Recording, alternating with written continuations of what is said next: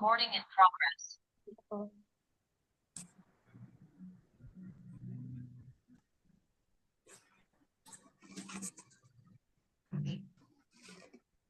Alhamdulillahi wa kafa.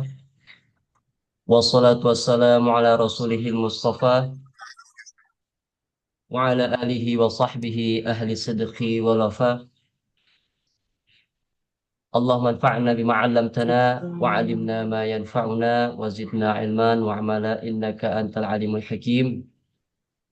Anda ucapkan ahlan wa sahlan kepada teman-teman semua yang sudah meluangkan waktunya pada malam hari ini. Sebagaimana yang telah Ana sampaikan di grup, insyaallah Ana diamanahkan untuk mengajar teman-teman sekalian di pelajaran Nahwu Shorof untuk bulan kedua ini. Ya, perkenalkan, nama Ana Wahyudi Pranata. Ana alumni Lipia Jakarta, jurusan Bahasa Arab. Alhamdulillah, Ana sekarang diamanahkan untuk mengajar Nahwu dan Shorof ya. Biasanya diamanahkan untuk mengajar pada bulan pertama muhadatsah. Sekarang alhamdulillah diamanahkan untuk mengajar nahwu shorof. Semoga Allah Subhanahu wa taala berikan kemudahan kepada kita semua untuk senantiasa belajar bahasa Arab dan bisa diamalkan dengan baik dalam kehidupan sehari-harinya.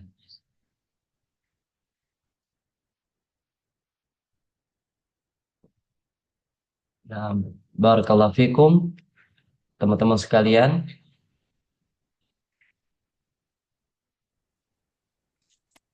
Nah, alhamdulillah muqarrar sudah Anda berikan kepada teman-teman semua ya. Materi kita pada malam hari ini berkaitan dengan isim, fiil, huruf. Ya, sebelum memulai pelajaran, Ana minta tolong kepada teman-teman untuk mengambil gambar ya, bagi kawan-kawan yang memiliki laptop ya, bisa mengambil gambar dokumentasi kita belajar ya. Nanti bisa dikirim ke Ana ya, karena anak sekarang pakai pakai komputer ya, anak belum begitu familiar penggunaan mengambil fotonya seperti apa. Jadi anak minta tolong kepada teman-teman untuk mengambil dokumentasi ya, dokumentasi pembelajaran ya, ada anak dan ada antum semua sedang menyimak pelajaran ya. Nah, jadi barakallahu fikum. Ada nggak yang bisa teman-teman?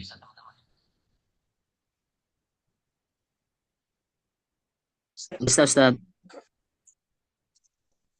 Bisa? Nah, Masya Allah. Jazakumullah khairan, Ustaz.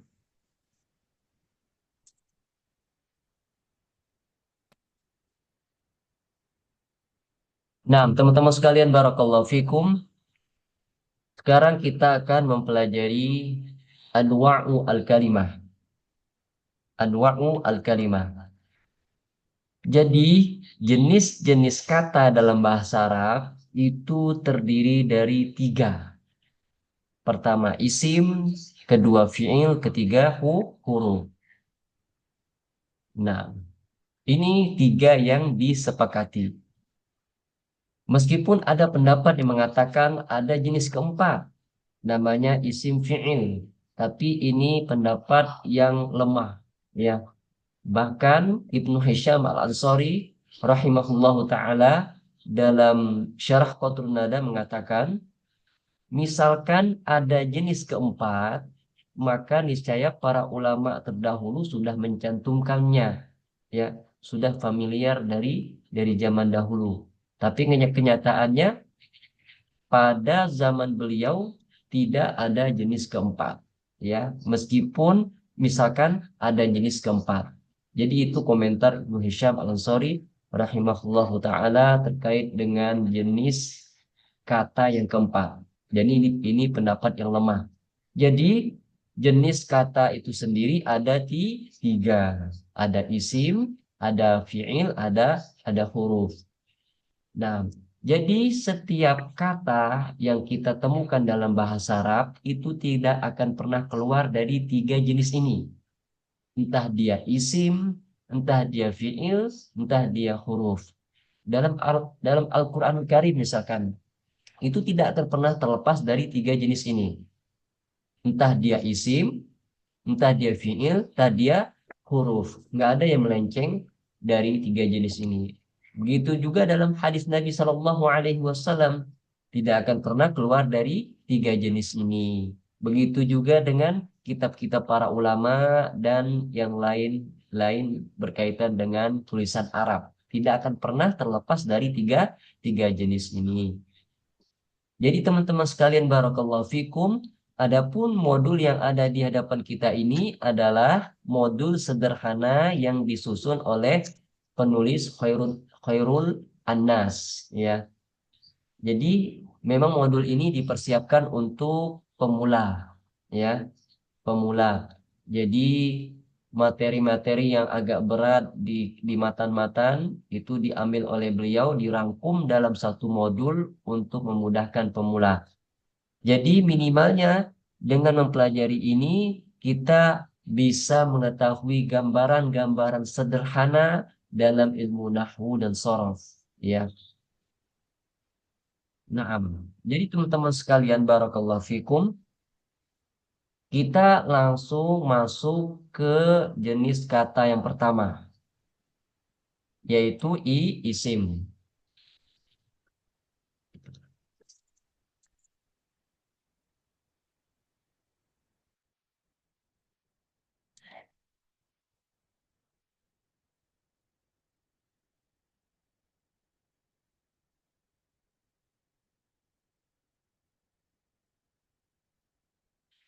Jadi yang pertama adalah isim. Isim ya. Isim itu biasanya diterjemahkan dengan kata benda. Kata benda.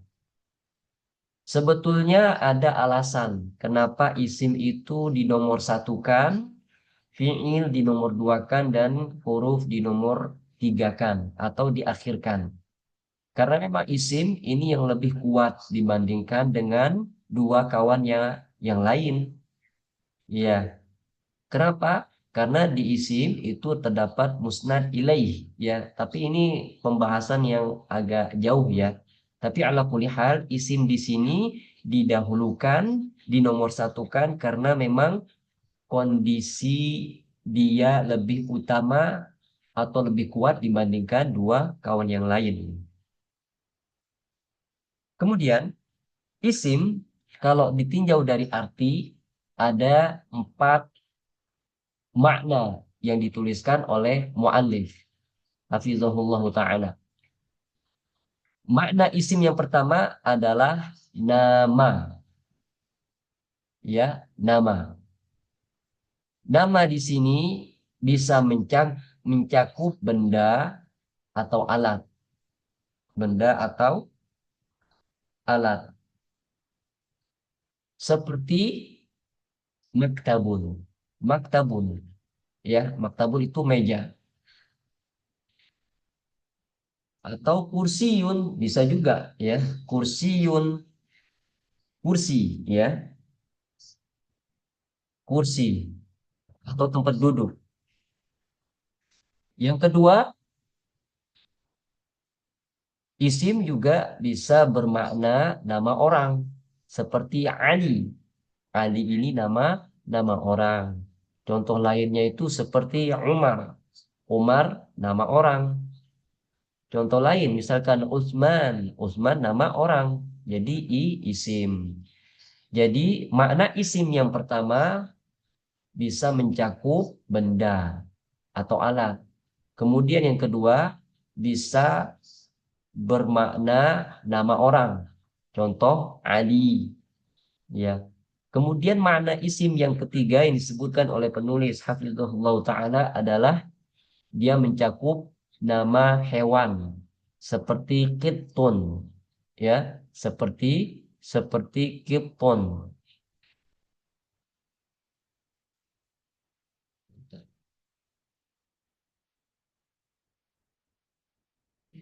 Iya, ketun ya, kucing, nama hewan. Atau bisa juga dengan hewan yang lain, misalkan kalbun, maka ini juga masih termasuk isim. Karena dia mencakup makna hewan. Kemudian makna isim yang keempat adalah tumbuhan, ya, tumbuhan. Misalkan syajarotun, pohon, ya, syajarotun pohon. Kemudian isim, makna isim yang terakhir yang disebutkan oleh beliau adalah dia bisa mengandung tempat, ya, mengandung makna tempat. Seperti Makkatu, Makkah, ya. Nah, jadi makna isim yang disebutkan oleh penulis di sini ada 5. Pertama, makna isim mencakup benda. Kemudian yang kedua, mencakup nama orang. Kemudian ketiga, mencakup nama hewan. Yang keempat, mencakup nama tumbuhan. Yang kelima, mencakup nama tempat. Tentunya ini isim ditinjau dari segi makna. Ditinjau dari segi makna. Karena maknanya beragam memangnya. Ya. Jadi untuk makna isim yang populer itu di nomor pertama, ya, kata benda. Kata benda. Yaitu terjemahan dalam bahasa Indonesia, ya. Adapun dalam bahasa Arab itu tentunya lebih spesifik lagi. Ya. Itu. Kemudian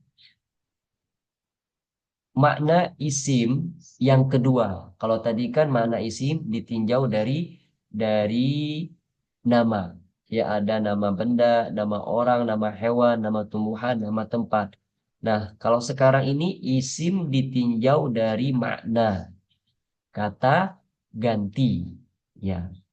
Isim bisa bermakna kata ganti.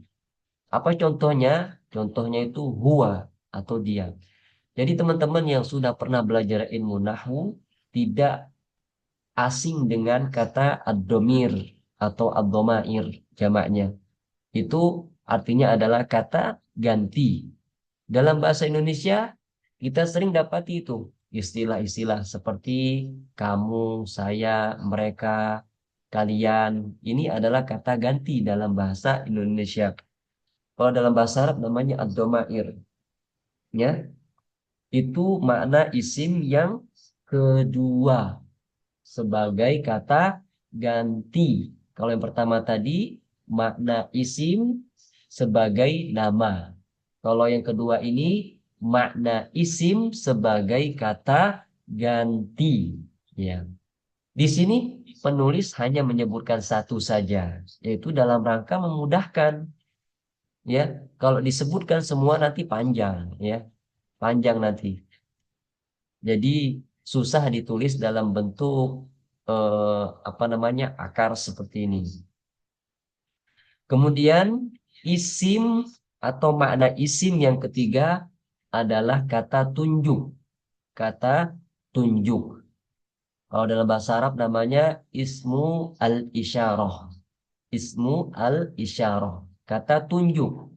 Jadi yang dinamakan dengan kata tunjuk itu kita nunjuk ya seperti ini ya.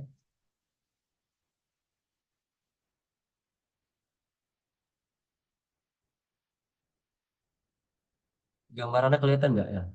Kayak kita nunjuk itu ya, nunjuk. Nah, ini nunjuknya. Hada ini ya misalkan ya. Jadi ismul isyarah itu kata tunjuk. Jadi asalnya itu kita memberikan isyarat atau memberikan tunjuk. Nah, itu ismu al-isyarah. Dalam bahasa Arab ya, ismu al-isyarah itu banyak ya. Tapi di sini penulis hanya menyebutkan satu saja. Tujuannya untuk apa? Tujuannya untuk memberikan kemudahan, untuk memudahkan pemula. Karena yang namanya pemula itu cocoknya dengan yang simple-simple. Ya. Contoh selain hadihi bisa hada, hadani, haulai, hadihi. hatani, haulai, dan seterusnya. Itu ismu al-isyarah. Ya, hadihi makna yang disebutkan di sini adalah ini. Ya, jadi makna isim yang ketiga yang disebutkan oleh penulis adalah ismu al-isyarah atau kata tunjuk. Kalau yang pertama tadi nama, yang kedua kata ganti, dan yang ketiga kata tunjuk atau ismu al-isyarah. Kemudian makna isim yang keempat adalah angka. Jadi angka di sini bisa menjadi makna isim. Ya, angka itu dalam bahasa Arab namanya al-adad. Ya, al-adad. Jamaknya al-a'dad. Ya, angka. Angka di sini banyak ya jumlahnya ya teman-teman sekalian. Bagi teman-teman yang sudah pernah belajar bahasa Arab, angka itu banyak sekali. Adapun di sini hanya disebutkan satu saja, sab'atun, dalam rangka memudahkan. Jadi teman-teman kita simpulkan saja, isim itu kalau ditinjau dari segi makna itu ada empat ya. Pertama bisa sebagai makna, yang kedua bisa sebagai kata ganti atau ad-dhamir, yang ketiga bisa sebagai kata tunjuk ismu al-isyarah, yang keempat bisa sebagai angka atau adat ya, angka. Itu dari segi arti ya. Arti ini penting ya ketika kita menerjemahkan atau ketika kita apa namanya menerjemahkan ya, intinya menerjemahkan itu baru isim sebagai makna diperlukan. Kemudian kita akan berkenalan dengan isim dari segi ciri. Isim dari segi ciri. Kenapa kita harus mempelajari ciri isim? Dengan ciri inilah kita bisa mengenalinya. Dengan mengetahui ciri inilah kita bisa mengetahui isim. Ya, jadi kita bisa mengetahuinya melalui tanda-tanda atau ciri-ciri. Yang dimana kalau kita bisa mendeteksi ciri-cirinya, maka itulah hakikatnya. Di sini ciri isim yang pertama adalah tanwin. Ini penting ya teman-teman sekalian ya. Jadi kalau kawan-kawan yang sudah pernah belajar, anggap aja ini murojaah. Dan bagi teman-teman yang belum pernah belajar nahwu sorof, sama sekali inilah momen untuk belajar dengan baik ya. Jadi tidak ada kata terlambat dalam belajar bahasa Arab ya. Jadi bahasa Arab itu bukan punya anak pesantren saja, tapi bahasa Arab itu untuk seluruh kaum muslimin. Jadi kita-kita apapun profesinya punya kesempatan untuk bisa berbahasa Arab ya, bisa berbicara dan bisa paham kaidah-kaidahnya ya, asalkan kita sungguh-sungguh, insya Allah Allah mudahkan ya. Jadi tidak ada kata terlambat untuk belajar bahasa Arab, selagi ada kesungguhan pasti bisa insya Allah. Kemudian tanda isim yang pertama adalah tanwin. Tanwin, tanwin ya. Bahkan ada yang mengatakan bahwa tanda isim yang paling kuat itu adalah tanwin. Anak ulangi, tanda isim yang paling kuat itu adalah tanwin. Ada yang mengatakan bahwa tanda isim yang paling kuat itu al-musnad ilaihi. Fa'ala kulli hal, ya, kita rangkum semua pendapatnya. Tanda isim yang pertama tanwin. Contohnya qalamun. Jadi kapanpun teman-teman dapati sebuah kata yang ada tanwinnya seperti qalamun, ya, syajarotun. Tanwin itu bagaimana Ustadz? Tanwin itu pokoknya dia diakhiri dengan huruf nun, ya, diakhiri dengan huruf nun sukun, nun sukun. baik dia berharokat dommatain, fathatain, kasrotain, maka itulah tanwin. Ya, misalkan teman-teman lihat di sini, qalamun, ya, layarnya jelas nggak teman-teman?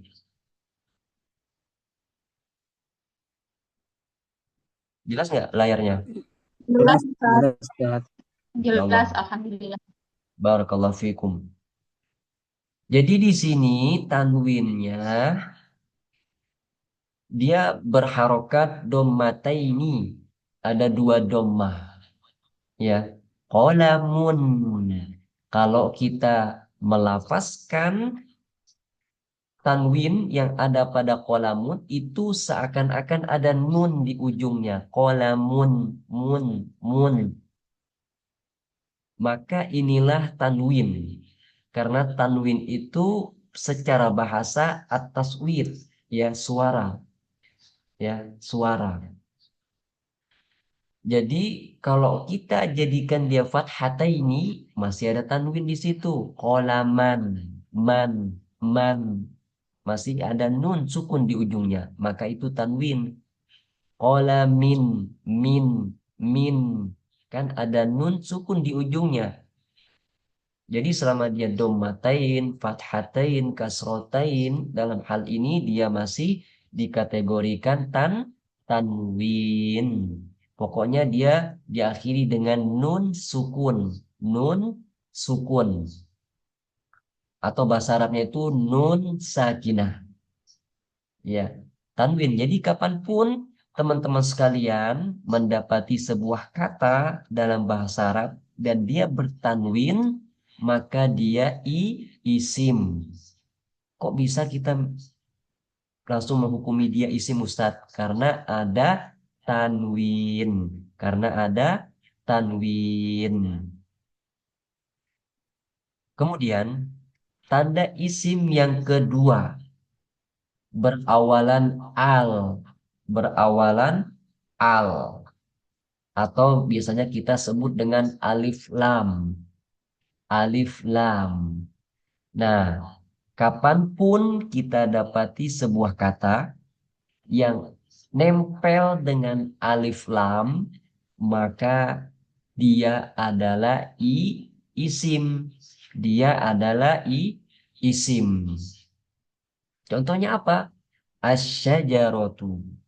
Asyajaratu. Kita perhatikan di situ ada alif lam. Alif lam apa namanya? Alif lam syamsiyah. Alif lam syamsiyah. Lamnya memang tidak terbaca karena langsung dimasukkan ke huruf setelahnya. Beda dengan alif lam qamariyah. Al-qalamu. Nih kan misalkan kolamun ini. Ini kolamun ya. Nih, kolamun. Kalau kita berikan alif lam bisa al-qalamu. Maka dia masih isim ya. Dia masih isim. Kenapa? Karena menerima alif lam dan dia bisa diberikan alif lam al-qalamu. Bisa juga dia dibuang alif lamnya jadi qalamun. Jadi seperti itu. Jadi berawalan al. Dia bisa diawali dengan alif lam qamariyah atau alif lam syamsiyah. Nah, jadi tanda isim yang ketiga adalah jar. Jar. Jar ini adalah salah satu jenis i'rab. Ya. Simpelnya untuk memahami jar ini adalah gara-gara jar inilah huruf setelahnya menjadi berharokat kasroh. Anak ulangi. Simpelnya untuk memahami jar ini adalah gara-gara jar inilah huruf setelahnya berharokat kasroh. Contohnya bismillahi. Ismi di sini dia kita lihat harokat huruf terakhir ya. Kalau ilmu nahwu itu dia membahas harokat huruf terakhir. Ya, itu wilayah ilmu nahwu. Dia berbicara tentang perubahan harokat huruf terakhir dari sebuah kata. Jadi kita lihat harokat huruf mimnya, ismi. Kita lihat harokat huruf mimnya, ismi, mi. Kita lihat harokat huruf mimnya. Harokat huruf mimnya berharokat kasroh. Kenapa? Gara-gara ada huruf jar. Gara-gara ada huruf jar. Mana huruf jarnya? Ba, bi. Gara-gara alba inilah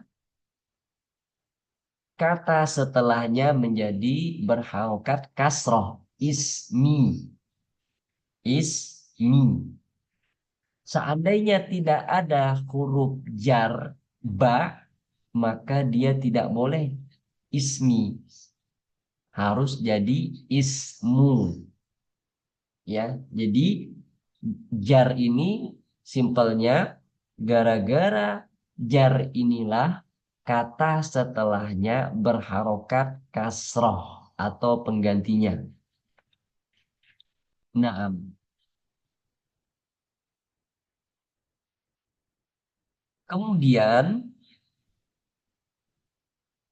tanda isim yang keempat dimasuki huruf jar. Sebenarnya nomor 4 ini tidak perlu dijelaskan karena sudah diwakili nomor 3.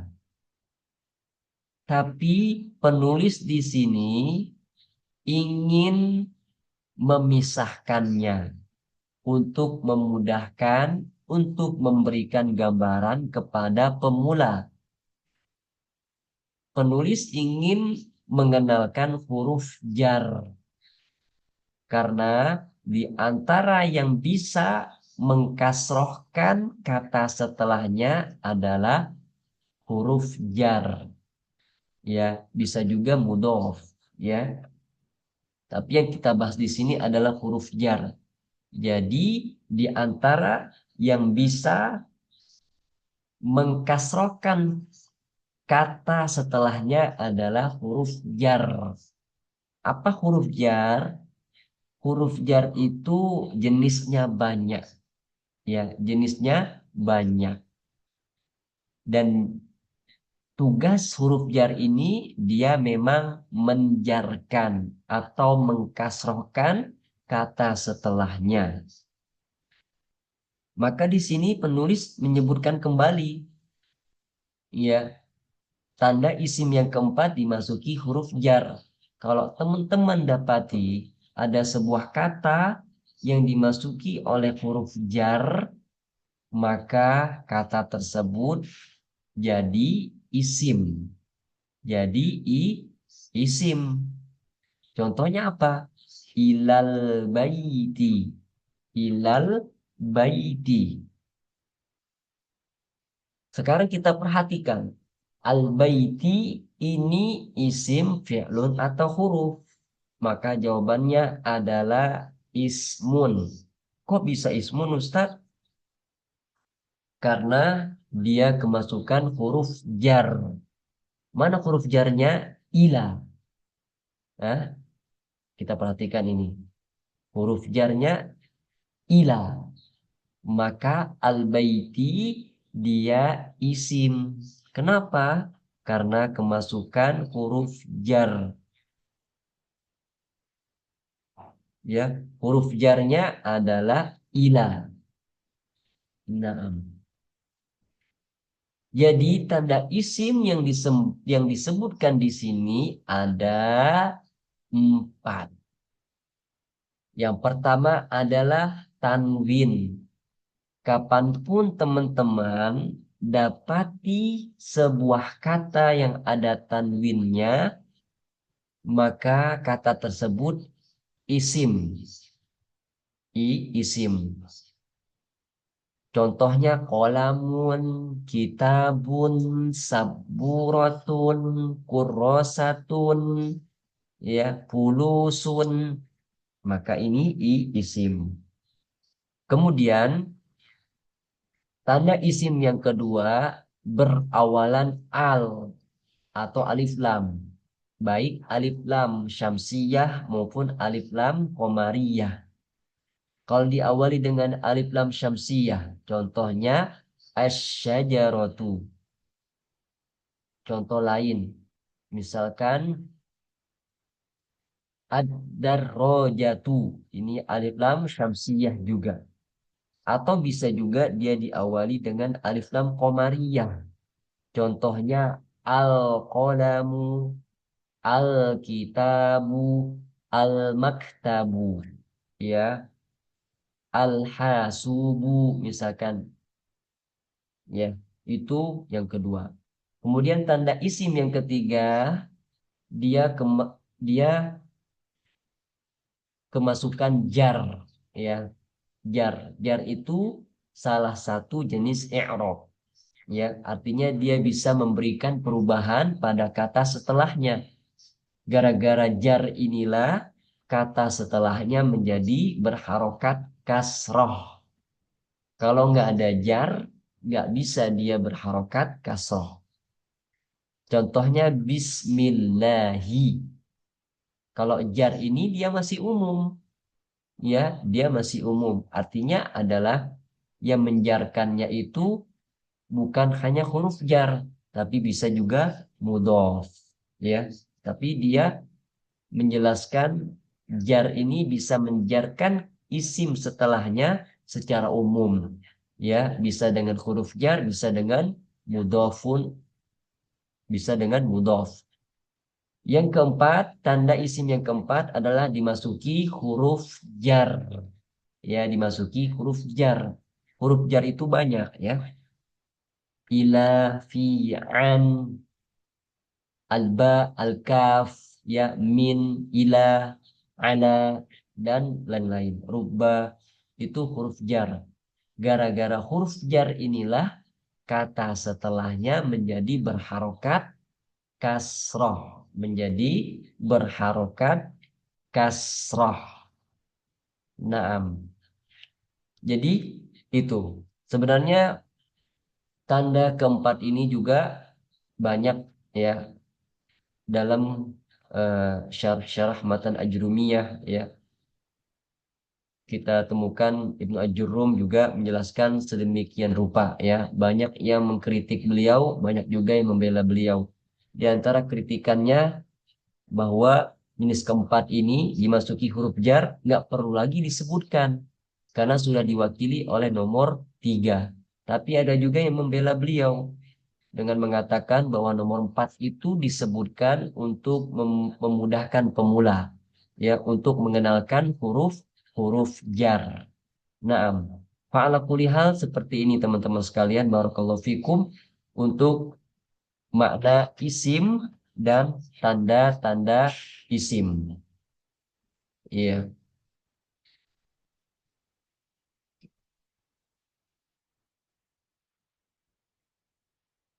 fi'il.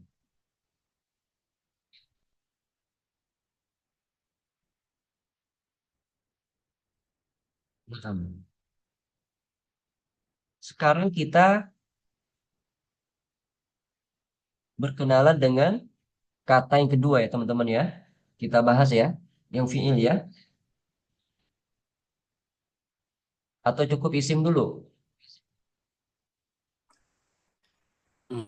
Lanjut, Afwan. Lanjut, ya.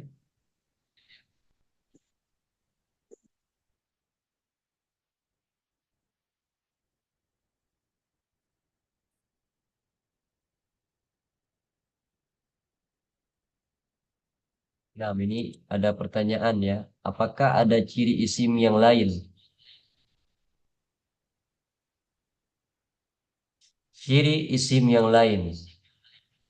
Sebenarnya ada, ya. Yang disebutkan di sini hanya dalam rangka memudahkan saja. Ya, ada juga yang mengatakan di antara tanda isim itu dia sebagai munada, ya isim munada. Ada juga yang mengatakan tanda isim itu adalah al-isnad ilaihi, ya. Adapun yang disebutkan di sini hanya ringkasannya saja, ya, bahwasanya yang seperti ini yang sering Tadi dong nongol. kasih sama Pak ini ya, Adapun yang Pak lain Adil ya. bukan berarti dinafikan dari yang lain. Tidak, yang lainnya tetap ada. Sebagaimana yang saya sampaikan tadi, di antara tanda isim yang paling kuat itu adalah al-isnad ilaihi, al-musnad ilaihi. Ada juga yang mengatakan tanwin, ya. Fa'ala kulli hal seperti ini, ikhwas sekalian. Ya, ada ya tanda isim yang lain. Ya kalau kita merujuk ke syarah-syarah matan Ajrumiyah, ada ya jenis-jenis yang lain. Nah, kemudian untuk fi'il, nah, fi'il sesuai dengan namanya, fa'ala ya ilu, ya, fa'lan. Fi'il itu kalau kita terjemahkan ke bahasa Indonesia, artinya adalah kata kerja.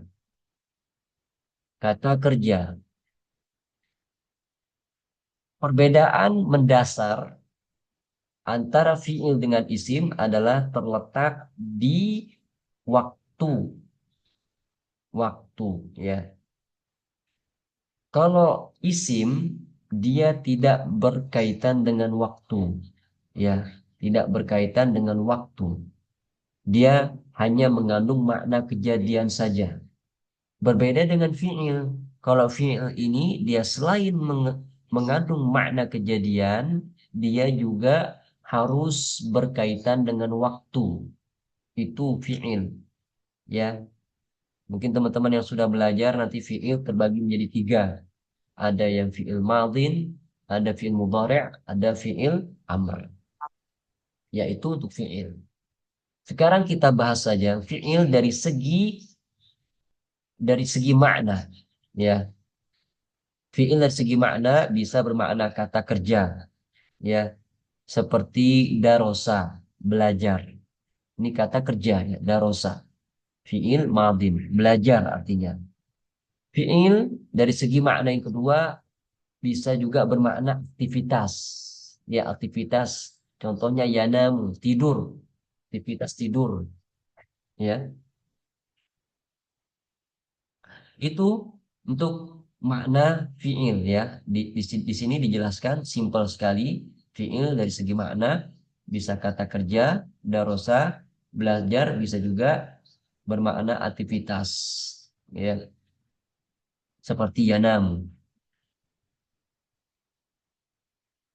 Kemudian kita akan berkenalan dengan tanda fi'il. Ini penting ya. Kalau kita paham tandanya, kita bisa mendeteksi dia fi'il atau isim.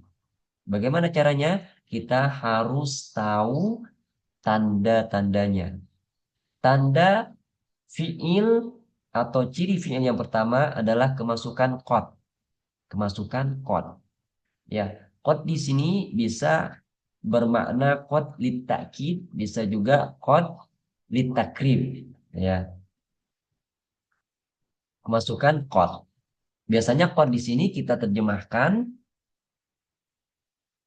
sungguh, ya, atau benar-benar. Kalau memang qad di sini qad litakid, ya. Kalau qad litakrib beda lagi, ya.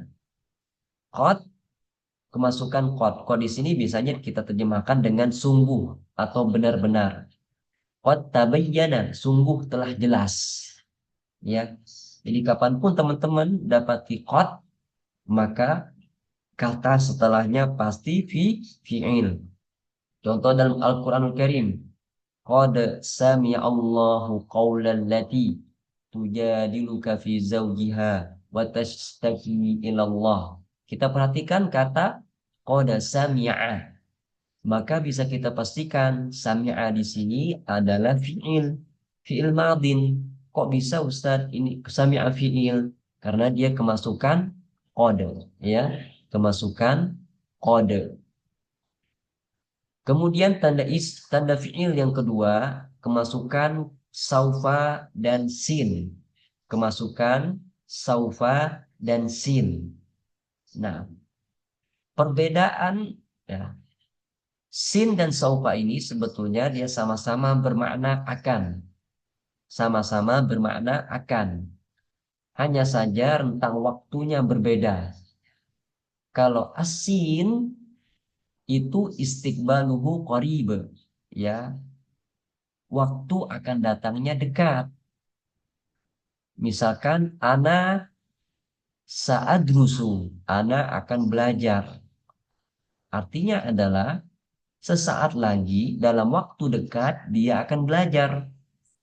Tapi kalau dia mengatakan ana saufa adrusu, saufa di sini dia istiqbaluhu ba'id, ya, akan datangnya itu lama, masih jauh, ya. Bisa jadi dia belajarnya ini 1 pekan kemudian, bisa jadi dia akan belajar 1 bulan kemudian. Kalau sin akan datangnya dekat, ya. Kalau saufa akan datangnya jauh, ya. Contohnya di sini saya kulu. Kalau pakai saufa ta'lamu. Kan dalam Al-Quran sering kita baca ya. Kalla saufa ta'lamun. Sekali-kali tidak, mereka kalian akan mengetahuinya. Kapan? Nanti kalau mereka sudah meninggal dunia. Jadi saufa itu untuk masa depan atau waktu akan datang, tapi untuk waktu yang jauh. Ya, berbeda dengan sin. Kemudian tanda fi'il yang ketiga bertemu dengan tak ta'nis as-sakinah. Tak perempuan sukun. Tak perempuan sukun. Tak perempuan sukun. Jadi tak di sini dia melekat ke fi'il madin. Dan di ujung kata. Tak ini memang dikhususkan untuk perempuan dan dia sukun atau sakinah. Contohnya roja'at.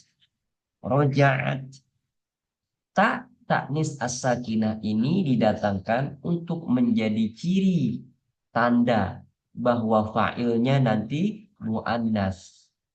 Pelakunya nanti perempuan. Roja'at. Mana tak tanis as-sakinahnya Ustadz? Ini tak tanis as-sakinahnya yang terletak di ujung. Iya, tak perempuan sukun. Kemudian tanda fiil yang keempat bertemu dengan nun niswah. Nun jamak niswah. Apa itu nun jamak niswah? Nun untuk jamak dan untuk perempuan. Niswah, perempuan. Jadi nun yang dikhususkan untuk perempuan. Ya. Contohnya yaktubena. Yaktubena. Nun niswah ini memang dia melekat ke fiil madin, bisa juga melekat ke fiil mudhari', bisa juga melekat ke fiil amr. Pokoknya nun yang berharokat fathah tidak ada alif, maka itu nunun niswah. Nun yang dikhususkan untuk perempuan.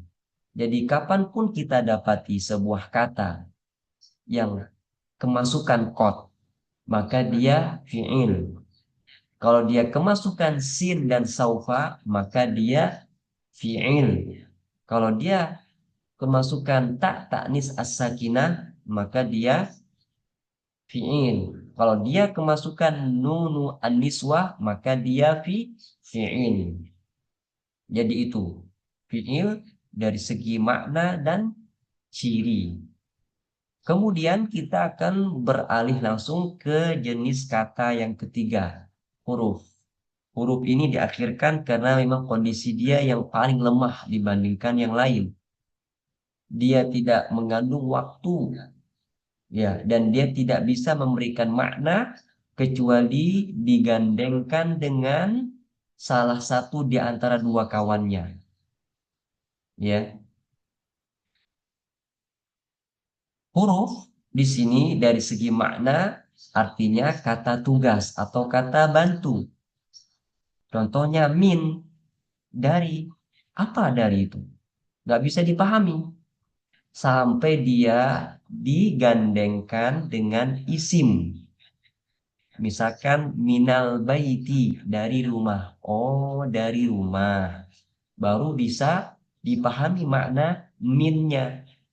Karena huruf tidak bisa berdiri sendiri. Dia butuh uluran tangan, uluran bantuan dari salah satu di antara dua kawannya. Kalau dia sudah bergabung dengan salah satu di antara dua kawannya, baru bisa memberikan makna. Bisa juga disebut kata depan, Ustadz. Mana kata depan? Huruf ya. Jadi huruf dari segi makna, kata tugas atau kata bantu. Oh, kata penghubung, iya. Kata penghubung, huruf. Iya, nah, sahih. Ahsantum.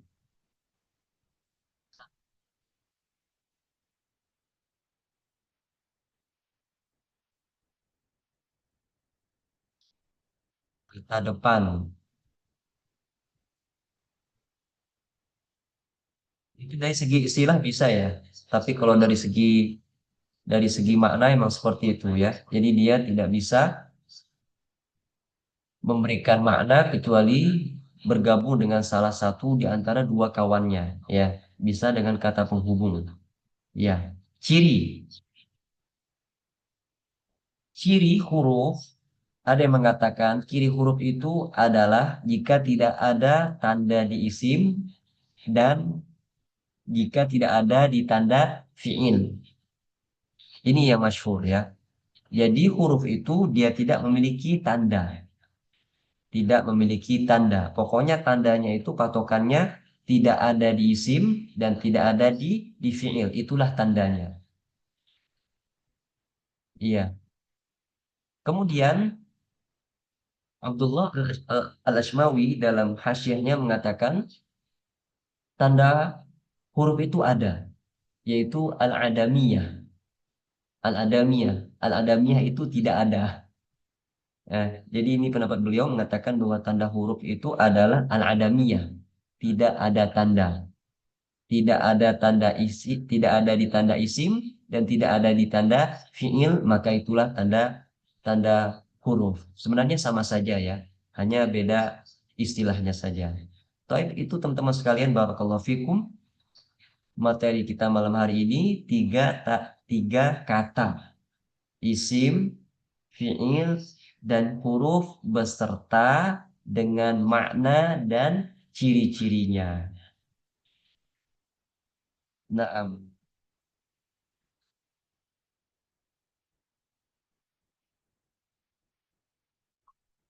Masya Allah jumlah kita 29 ya.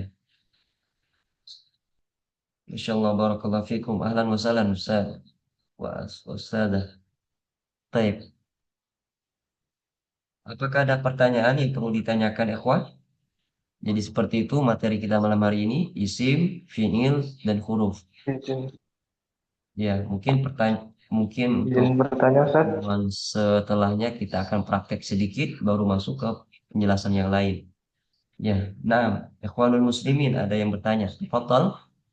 Ya, Ustaz, mohon penjelasannya kembali tentang jer, perbedaan jer dan dimasukkan jer tadi ya. Itu artinya sama-sama masuk jer atau gimana tadi? Mohon maaf, Ustaz, itu yang pertama.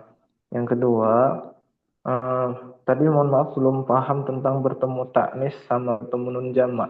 Ini suah, Ustaz. Mohon izin, mohon penjelasannya kembali, Ustaz. Terima kasih, Ustaz. Baik, jazakallahu khairan. Barakallahu fikum.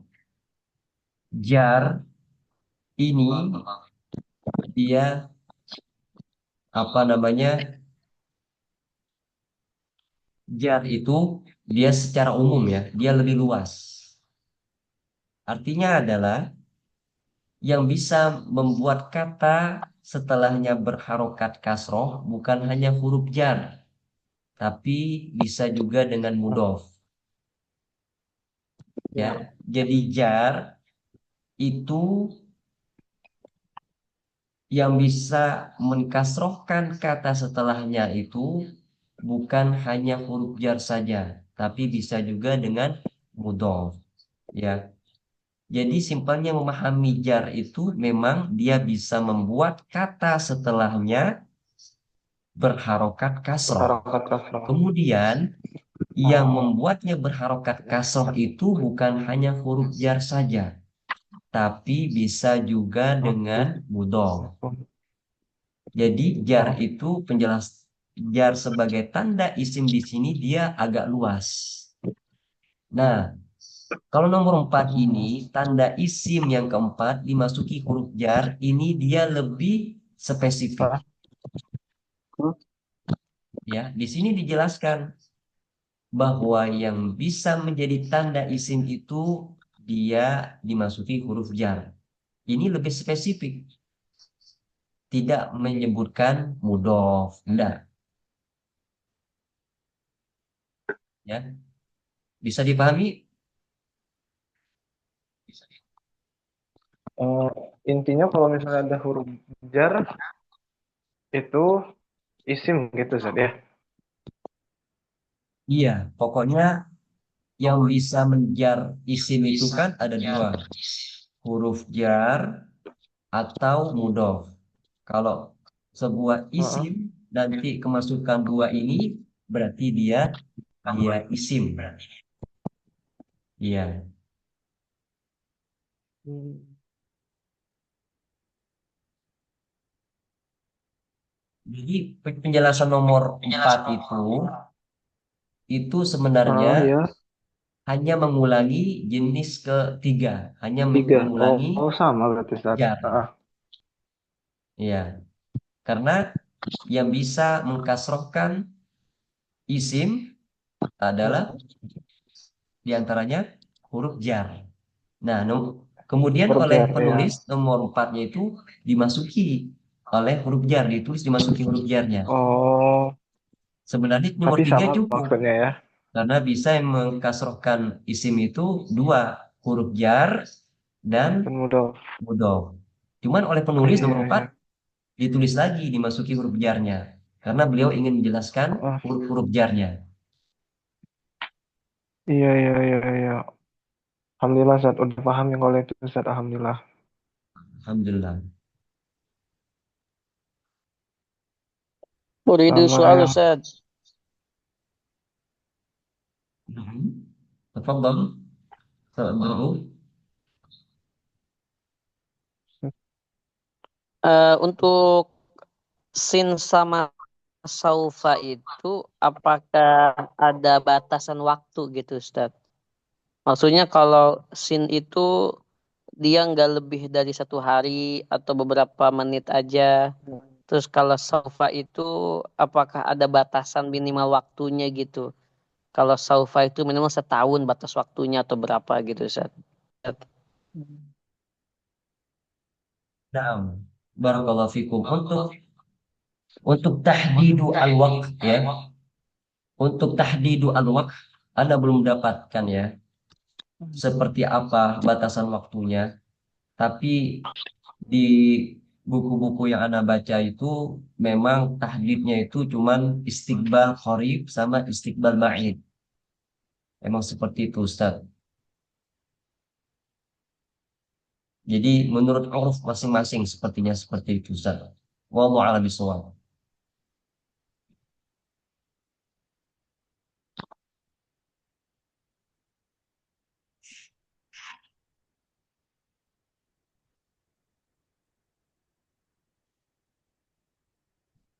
Naam, Syukran Ustaz.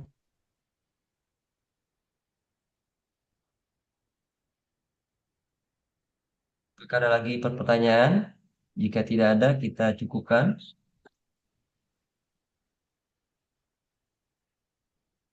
Ustaz, punten Ustaz yang tak taknis tadi Ustaz.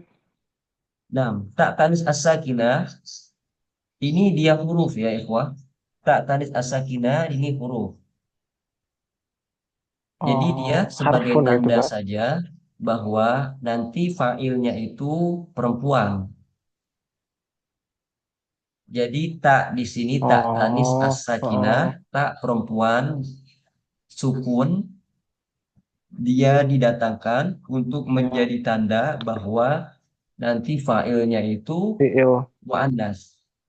Jadi tak perempuan. tanis di sini dia bukan Hmm, sebagai isim, bukan sebagai fi'il, apa oh, bukan sebagai fa'il, tapi dia hanya sebagai tanda saja, ya. Harfun dalun ala at-ta'nits, ya. Jadi seperti itu.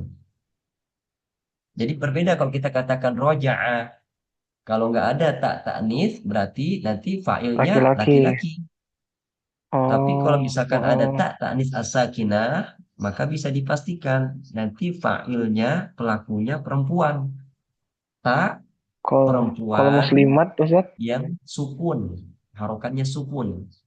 Oh, Kalau nun niswah, ini memang nun dikhususkan untuk perempuan. Jadi fi'il ini nanti dikhususkan untuk perempuan. Untuk perempuan dan jamak lebih dari dua, tiga, dan seterusnya. Nah, Ustaz, semoga oh, bisa dipahami ya. ya jazakumullah khair Ustaz. Ta'anis dan tak maftuha itu apakah sama, Ustaz? Beda. Kalau tak sakinah itu tak sukun. Kalau tak maftuha itu tak yang berharokat fathah. Atau apa namanya? Tak maftuha itu dia tak dalam keadaan terbuka. Iya, tak maftuha itu tak dalam keadaan terbuka. Kan biasanya kita eh, menyebutkan tak marbutoh, tak maftuhah. Tak marbutoh itu ya tak marbutoh yang ada perutnya itu. Kalau tak maftuhah itu tak yang dalam keadaan terbuka. Ya, nah di sini misalkan, nah ini namanya tak maftuhah juga. Ya, ini tak maftuhah juga namanya, tak yang terbuka. Artinya adalah dia bukan tak marbutoh. Ya, jadi ini dua hal yang berbeda. Tak sakinah, tak tak sukun. Tak maftuha itu maksudnya adalah tak yang terbuka. Tak maftuha itu biasanya dia disandingkan dengan tak marbutoh. Kalau tak marbutoh itu kan biasanya tak yang kayak ada perutnya itu. Ada nggak di sini? Syajaroh, syajaroh. Kita lihat syajaroh. Nah ini kan tak marbutoh namanya. Syajarotun. Kalau tak maftuha itu seperti al-baiti. Tak yang di ujung ini namanya tak maftuhah, tak terbuka. Nah, seperti itu. Sakinah itu biasanya disandingkan atau dibandingkan dengan tak mutaharikah, tak yang berharokat. Nah, wallahu a'lam bishawab.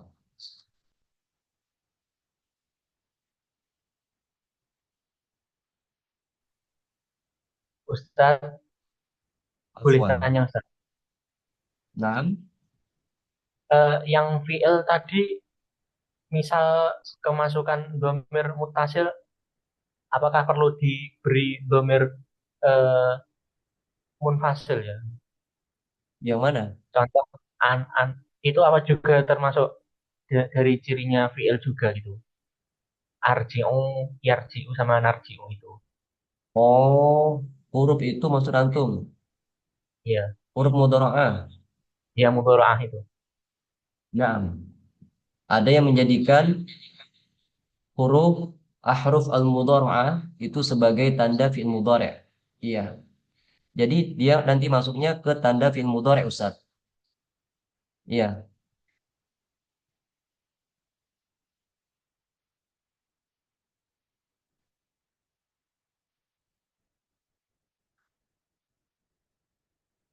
Baik. Jika tidak Kon ada, Ustaz. kita cukupkan di sini ya. Jika ada pertanyaan lagi bisa Japriana. Nanti insya Allah kita bahas di sana ya. Jadi kita cukupkan untuk malam hari ini. Syukron jazakumullahu khairan kepada teman-teman yang sudah meluangkan waktunya malam hari ini. Semoga faidah-faidah yang kita bahas, faidah-faidah yang kita diskusi bernilai pahala di sisi Allah dan bisa kita amalkan. Amin. Barakallahu fikum. Kita Amin. tutup dengan doa kafaratul majlis. Subhanakallah bihamdika. Asyhadu an la ilaha illa anta. Astaghfiruka wa atubu ilaik. Assalamualaikum warahmatullahi wabarakatuh. Waalaikumsalam warahmatullahi wabarakatuh. Syukran Ustaz, jazakumullah khair. Jazakumullah khairan. Hayakumullah jami'an. Tafadhalu.